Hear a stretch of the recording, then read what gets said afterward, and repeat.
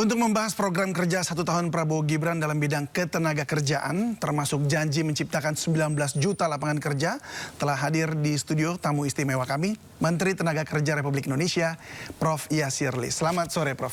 Selamat sore. Terima kasih sudah hadir bersama kami di Sindo Sore. Prof, tadi kita dengarkan seputar magang ini ya. Kelihatannya pemerintah mendorong untuk ada program magang di perusahaan-perusahaan. Tapi bagaimana memastikan agar program ini kemudian tidak menjadi istilahnya berkedok untuk mencari tenaga murah gitu? Enggak, jadi memang tentu kuncinya adalah pertama kita menseleksi perusahaan mana yang boleh gitu ya memposting lowongan magang, kemudian kita kawal posisi-posisi apa yang memang dibuka untuk magang. Ya, tentu kita yakin dan kita harus pastikan bahwa posisi itu memang akan memberikan peningkatan kompetensi.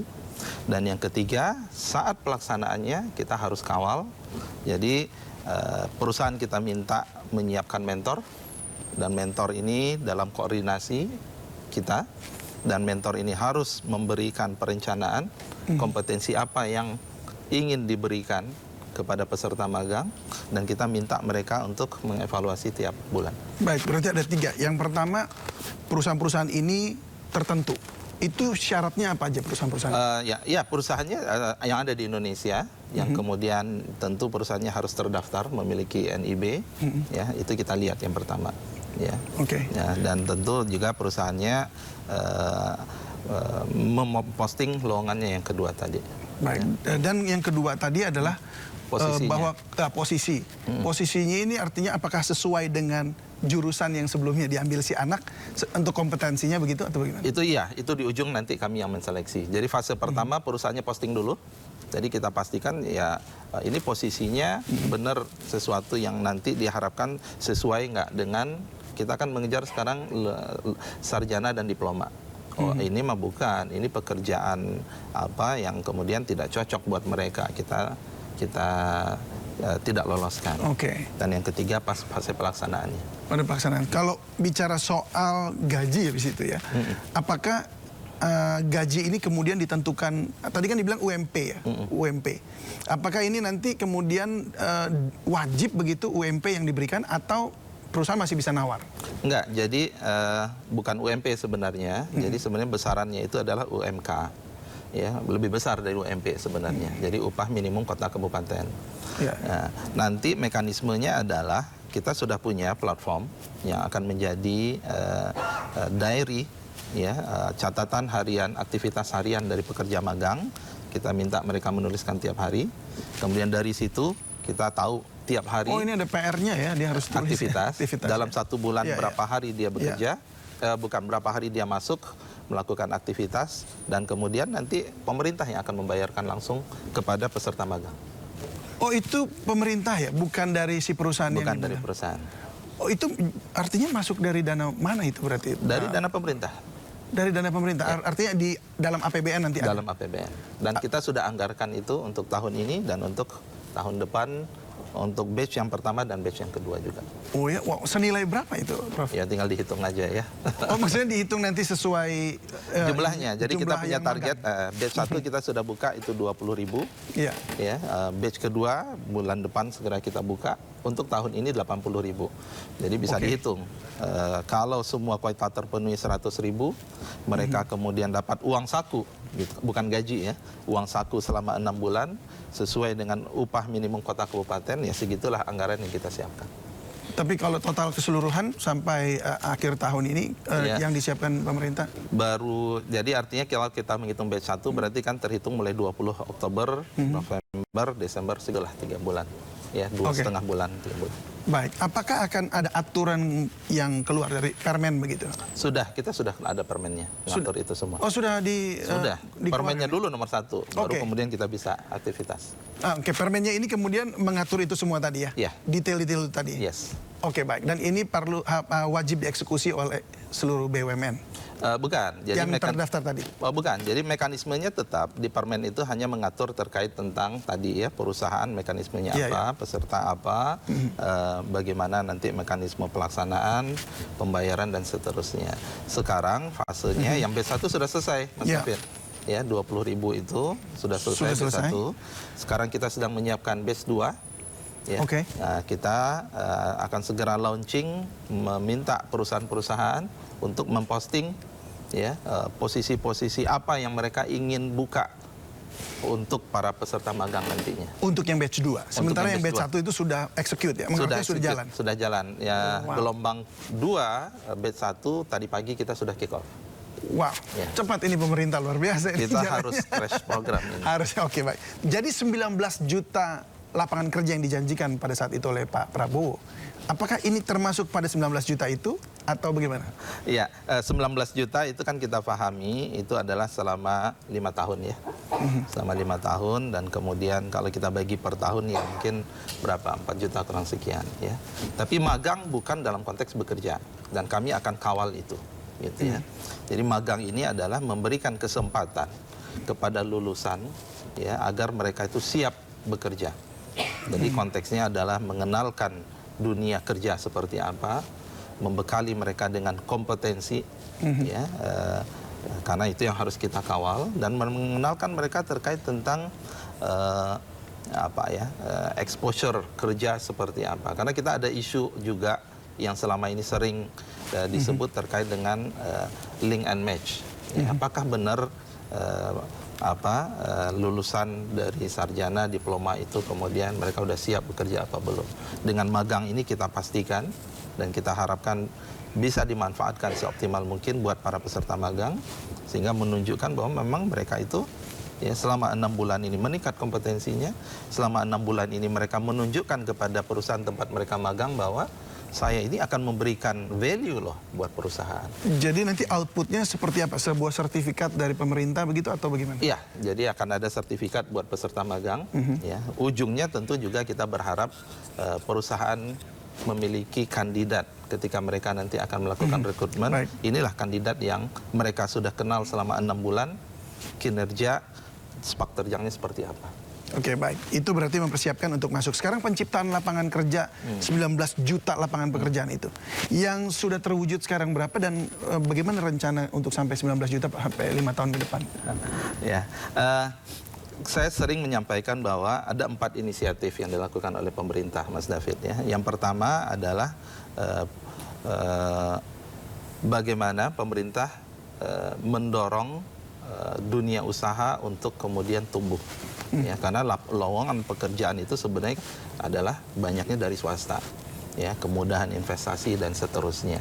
Dan kalau kita dengar laporan dari Kementerian Investasi bulan September, year on year terjadi peningkatan investasi 14% dengan serapan tenaga kerja sudah hampir 2 juta. Itu laporan real dari Kementerian Investasi. Kemudian tentu ini upaya yang terus sudah 2 juta nih setahun ini ya. Ya, berdasarkan laporan 1,9 sekian mendekati 2 juta. Kemudian kita lihat sekarang bagaimana program-program prioritas dari Pak Presiden, gitu ya, terkait dengan makan bergizi gratis. Sudah berapa SPPG yang terbentuk? Ya, terakhir saya dengar sudah total penerima manfaat itu sudah sampai 32 juta sekian. Ya, itu kita SPPG-nya 32 juta penerima manfaat. Penerima manfaat. SPPG target kan 30.000. Ya, mungkin sekarang sudah berapa tuh? Mungkin sekitar setengah atau lebih. Tinggal dikali 50 orang satu SPPG. Berarti satu SPPG 50 ya? 50, dikali ya. Berapa tadi? 30.000 total targetnya. Itu udah 1,5 juta targetnya nanti. Belum lagi kemudian ekosistemnya. Ya, artinya kan ada supplier dan macam-macam. Kemarin saya perhatikan targetnya itu adalah tambahan 2,4 juta dari situ.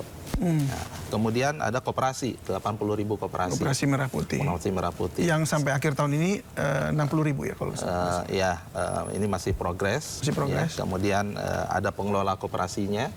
Ya. Per koperasi itu total ada berapa? 10, 20? Kalau pengelola intinya minimal 3, kemudian ada rantai ininya juga ada sekian. Itu contoh aja. Ya. Kemudian ada upaya-upaya terkait dengan misalnya sekolah rakyat. Ada 157 sekolah rakyat tahun ini, ya angkanya kira-kira ya. Nah, kemudian berapa yang terlibat di situ? Ada upaya pemerintah untuk ketahanan pangan, food estate, gitu ya. Ada 1000 desa nelayan dan seterusnya. Ini adalah upaya yang dilakukan oleh pemerintah selain upaya untuk penumbuhan dari industri swasta dan seterusnya. Kemudian ada upaya ketiga terkait dengan kewirausahaan. Ya, ada Kementerian UMKM yang kemudian membuat program-program kewirausahaan. Kami dari Kementerian Ketenagakerjaan kita juga punya program tenaga kerja mandiri. Ya, ada modal yang kita berikan. Kemudian Kementerian Komdigi juga ada pelatihan-pelatihan terkait dengan kewirausahaan, terkait dengan konten IT dan seterusnya. Nah, ini harus kita lihat secara terintegrasi. Oke. Untuk yang ini dulu ya, sebentar yang terakhir ini. Ini kewirausahaan, ini menarik sekali nih. Karena dari kemarin semua pada nanya, mau usaha gimana, susah. Nah itu di mana masyarakat kita, khususnya mereka yang aktif dalam bidang digital gini, lalu kemudian bisa bekerja tadi, mendapatkan modal tadi untuk berusaha dari pemerintah. Ada beberapa program tinggal diikuti, ya, pelatihan-pelatihan yang diinisiasi oleh Kementerian UMKM itu ada, pelatihan yang kami inisiasi di balai-balai kami juga ada, Komdigi juga ada, bahkan sudah juga dibuat kemudahan untuk mendapatkan modal. Kredit usaha rakyat. Jadi dari kurnya itu ya. Jadi nanti masyarakat tinggal mengakses, cari tahu informasinya, sudah ada semua di internet. Baik, sebelum kita lanjutkan nih Pak Menteri, selain program magang, pemerintah juga menyiapkan anggaran 8 triliun rupiah untuk melatih 500.000 tenaga kerja terlatih yang bisa diserap pasar kerja luar negeri. Berikut informasinya. Pemerintah telah menyiapkan anggaran sebesar 8 triliun rupiah untuk pemenuhan program tenaga kerja Indonesia, khususnya di bidang welder atau juru las dan hospitality.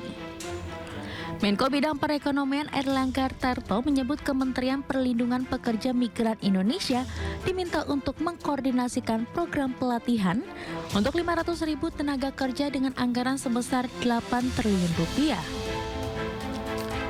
Program ini juga melibatkan Kementerian Ketenagakerjaan dan diarahkan agar tenaga kerja yang dilatih bisa terserap di pasar kerja luar negeri. Menurut Erlangga, program tersebut merupakan tindak lanjut dari pembicaraan bilateral Presiden Prabowo dengan sejumlah kepala negara akan kebutuhan tenaga kerja dari Indonesia. Dan ini tadi dalam pembahasan diminta Menteri P2MI untuk mengkoordinasikan, dan anggaran yang disediakan sekitar 8 triliun. Sehingga ini akan sejalan dengan program pemagangan. Program tersebut diharapkan dapat memperkuat posisi Indonesia sebagai penyedia tenaga kerja terampil, sekaligus mendukung program prioritas pemerintah dalam memperluas peluang kerja.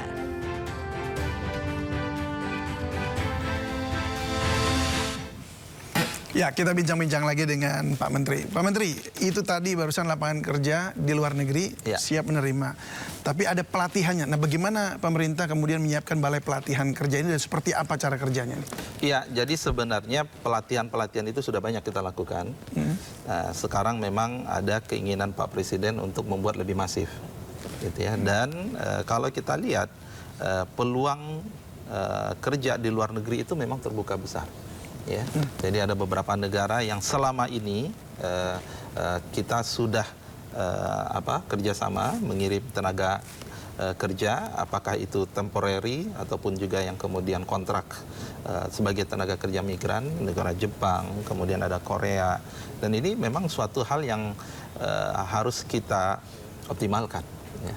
Oke, baik. Jadi artinya selama ini sudah dikerjakan sebenarnya ya? Nah, sudah tinggal dikerjakan. Ditambahkan lagi di... selama ini biaya pelatihannya memang ada yang disupport pemerintah, tapi itu juga tidak banyak, gitu ya. Ada yang kemudian mereka harus menyiapkan sendiri. Ya, kan pelatihan itu ada di instansinya pemerintah, di balai-balai kami. Ada yang dilatih di swasta, ya, lembaga pengembangan keterampilan LPK yang ada terbatas di Indonesia. Nah, ini yang dengan kebijakan Pak Presiden yang baru, pemerintah akan memfasilitasi, mendanai pelatihan untuk 500.000 orang. Baik, dan itu ada kriteria khusus nggak? Artinya pekerja yang seperti apa yang kemudian dilatih untuk itu? Tadi targetnya itu adalah yang sekarang yang sudah spesifik itu welder untuk tenaga kerja las, dan ini memang besar pasarnya di luar negeri, dan hospitality. Hospitality ini itu untuk di perhotelan? Yes. Seperti itu ya. Kalau nurse begitu masih oke? Oh, itu masih ada. Itu masih itu berjalan juga. Masih berjalan ya, khususnya dengan Jepang saya dengar kemarin cukup besar ya. Lalu pelatihan vokasi ini, apakah ini kemudian bagaimana bisa diintegrasikan dengan industri yang ada? Apakah memang sudah sudah dilakukan juga begitu? Sudah. Jadi selama ini sudah kita lakukan ya.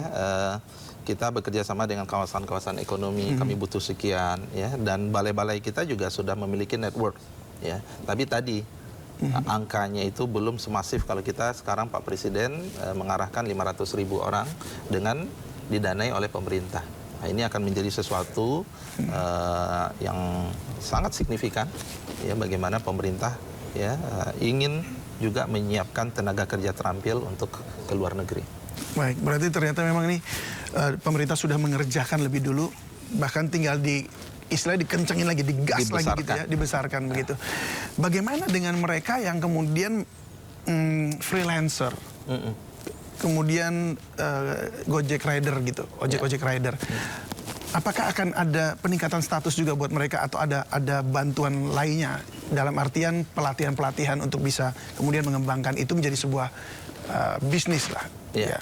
Jadi kalau yang 500.000 ini tentu terbuka buat siapapun sebenarnya. Jadi buat teman-teman yang sekarang bekerja di sektor informal, mereka bisa mengambil kesempatan itu. Dan tadi yang disampaikan tenaga kerja terampil yang kita latih.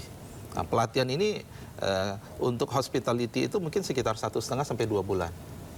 Ya, nanti akan dilatih apakah itu di balai-balai, kemudian kerjasama antara Kementerian P2MI dengan Kementerian Ketenagakerjaan.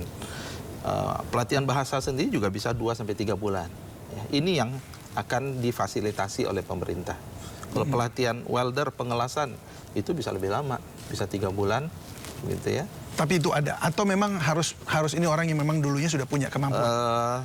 Bisa mulai dari basic, tapi nanti kita juga tentu akan seleksi juga, gitu ya. Kalau ada yang sudah mungkin tidak begitu dari nol, ini bisa kita percepat. Tapi angka 500.000 itu kan besar dan signifikan sekali, membuka kesempatan buat menurut saya itu kepada masyarakat luas untuk bisa mendaftar di situ nanti. Oke, setelah dilatih, apakah ada seperti apa ya, kepastian bahwa setelah ini saya pasti akan kerja ke sana, misalnya ke South Korea atau ke Jepang? Pasar itu ada.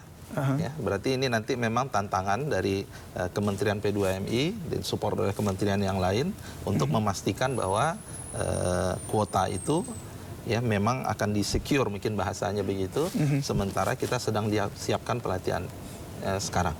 Ya, berarti itu nanti arahan dari Pak Presiden harus kita tindak lanjuti nanti dengan secara aktif ya. Kita itu tadi disampaikan leadingnya Kementerian P2MI ya, untuk kemudian membuat MOU, membuat perjanjian dengan negara-negara mana nanti yang akan ditempatkan. Untuk pelatihannya diserahkan kepada Kementerian Ketenagakerjaan. Kita punya balai, tapi kita juga ada swasta-swasta yang itu nanti saya yakin kalau angkanya 500.000 ini harus upaya atau kerja bersama dari semua. Jika sampai 500.000 ini juga terpenuhi, ini targetnya 500.000 ini sampai tahun kapan? Belum, tadi ya kita sedang menyiapkan dulu nih. Jadi ada seberapa sih kapasitas kita, nanti kita akan tentu lapor ke Pak Presiden, kita akan penuhi itu dengan timeline seperti ini dan seterusnya. Tapi itu adalah komitmennya. 500.000. Baik, itu tadi 500.000 ditambah tadi kemudian nelayan juga, desa nelayan dibangun dan segala macam itu. Apakah itu sampai 19 juta lapangan kerja? Kalau hitung saya bisa lebih, Mas. Malah lebih ya? Malah lebih, ya. Kalau kita lihat tadi. Bisa sampai berapa angkanya? Waduh, mungkin harus kita hitung sendiri nanti detail ya. Karena semua ini kan sedang proses juga. Ditambah program-program terkait dengan hilirisasi. Ya, hilirisasi itu kan juga ada 25 ya rencana investasi besar yang akan dilakukan oleh pemerintah. Atas dasar itulah Danantara hadir, dibentuk, dan ini juga menjadi suatu pembuka lapangan kerja yang cukup signifikan nanti di Indonesia. Kementerian Tenaga Kerja apakah juga akan ikut campur di situ dalam artian untuk pelatihan tadi? Baik hilirisasi, kan kita bicara hilirisasi pasti ya ada dunia pertambangan juga, ada dari berbagai macam sektor begitu ya? Ya, kita sudah identifikasi beberapa gitu ya. Ada yang sebenarnya kompetensi itu sudah terpenuhi ketika dia lulus dari institusi pendidikan. Ada yang memang sepertinya perlu disertifikasi tanpa harus pelatihan. Ada yang memang kita harus create pelatihan spesifik. Makanya kita punya disebut dengan tailor-made program di balai-balai kita, pelatihan spesifik, maka kemudian kita siap fasilitasi itu. Oke, itu semua dari Kementerian Ketenagakerjaan yang fasilitasi. Beserta jejaring. Oke, baik. Kembali sedikit ke soal yang persoalan nanti akan mengirim orang ke luar negeri ya. Itu kan mereka akan jadi pekerja migran. Bagaimana mereka kemudian mendapat perlindungan atau payung hukumnya untuk mereka yang akan dipakai yang sebelum-sebelumnya juga sama atau bagaimana? Kan sekarang sudah ada kementerian baru, Mas David. Kementerian Perlindungan Pekerja Migran. Jadi yang saya pahami Pak Presiden sengaja membentuk kementerian ini dengan tujuan untuk memastikan tadi. Betul, ya? Mulai dari pengiriman sampai perlindungannya itu negara hadir. Makanya dipisahkan dari Kementerian Ketenagakerjaan. Jadi sebelumnya itu kita satu. Ya, nah, sekarang dipisah. Ya, jadi saya fokus kepada terkait dengan ketenagakerjaan. Ya, di situ adalah upskilling, reskilling, membangun hubungan industrial yang harmonis di dalam negeri, penegakan norma ya kerja K3 di dalam negeri. Sedangkan Kementerian P2MI mereka lah yang nanti ya termasuk yang tadi kalau kita lihat cuplikannya yang akan menjadi PIC terkait dengan pengiriman 500.000 orang ini. Oke, apa yang kemudian Kementerian Ketenagakerjaan melihat menjadi hambatan atau potensi hambatan 19 juta ini tercapai nantinya yang kemudian sekarang sudah mulai diantisipasi begitu? Kalau saya sih lihat optimis ya, optimis. Tadi ada program pemerintah, kemudian ada terkait tentang hilirisasi dan seterusnya. Artinya dari segi demand kita optimis. Gitu ya. Sesudah demand kita harus lihat supply. Gitu ya. Nah, supply ini adalah ya adik-adik kita yang lulusan dari instansi pendidikan gitu ya, dari sarjana, diploma, kita harus pastikan bahwa memang mereka siap ya, terampil, punya kompetensi untuk menyambut ketika demand ini memang akan semakin besar terbuka ke depan. Jangan sampai kemudian kita perusahaan lowongan itu sudah terbuka tapi mereka mengatakan yang kami cari nggak ada nih yang pas misalnya gitu ya, terus kemudian yang terjadi adalah kekosongan. Itu kan satu yang kita sayangkan. Jadi tidak doesn't meet the qualification gitu, takutnya kan begitu ya, jadi link and match ya, betul. Lalu untuk mereka yang kemudian tidak memiliki ijazah begitu ya, ijazah untuk sekolah studi karena memang putus sekolah dan dengan berbagai hal, apa yang akan pemerintah lakukan untuk mereka ini? Satu sisi sebenarnya kan upaya Pak Presiden dengan sekolah rakyat gitu ya, itu menurut saya juga satu terobosan ya untuk memutus rantai kemiskinan kalau memang alasannya itu ekonomi dan seterusnya. Itu untuk generasi yang sekarang ini ya. Kalau yang saat ini sudah ada? Iya, yang saat ini tadi ada peluang untuk wirausaha. Ya, jadi jangan lupa bahwa salah satu penopang kekuatan ekonomi Indonesia ini adalah UMKM, gitu ya. Nah, jadi tidak harus kemudian mencari kerja ke perusahaan, tapi bisa meng-create usaha sendiri. Dan apalagi kalau kita lihat sekarang peluang ya pekerjaan-pekerjaan yang terkait dengan IT, gitu ya. Ada sekarang yang terkenal dengan affiliator, content creator dan seterusnya. Ini juga suatu yang harus dioptimalkan sebenarnya. Gitu ya. Nah, untuk yang kayak begitu-begitu tuh pekerja-pekerja begitu yang affiliate dan segala macam itu apakah kemudian nanti mungkin akan lebih bisa di upscaling gitu bisa, mereka? Sangat bisa. Dalam artian dari pemerintah? Yes. Bagaimana caranya itu ya? Silakan hadir di balai-balai kami. Jadi kita di pemerintah kita ada 41 balai. Ya, kita ada pelatihan tadi. Ya, content creator, pelatihan smart farming, bengkel, barista misalnya kalau tertarik begitu ya, pelatihan terkait tentang hospitality, dan itu difasilitasi semua oleh pemerintah ya, dan ini juga harusnya menjadi suatu solusi tadi buat teman-teman. Oke, saya mungkin rasanya nggak bisa bekerja di perusahaan atau industri, saya cari sertifikat aja dulu juga boleh. Gitu ya. Jadi sertifikat kompetensi silakan datang ke balai-balai kita, gitu ya. Atau saya mau wirausaha, silakan juga nanti lihat gitu ya, peluang-peluang wirausaha dengan pemodalannya seperti apa. Jadi setelah dapat sertifikat tadi, kemudian dibawa ke balai-balai untuk wirausaha, bisa mendapatkan pinjaman juga, bisa membangun bisnis begitu ya. Iya. Itu salah satu langkahnya begitu ya, supaya masyarakat juga dapat gambarannya gitu. Oh, ternyata pemerintah udah siapkan semua itu. Siap, insya Allah. Pak Menteri, terima kasih banyak Pak. Sama-sama, Mas David. Kita doakan yang terbaik terjadi ya, seperti yang diharapkan, 19 juta lapangan pekerjaan juga itu terjadi, dan banyak PR yang mesti dikerjakan. Selamat bekerja, tetap sehat Pak Menteri. Tetap semangat dan tetap optimis insya Allah.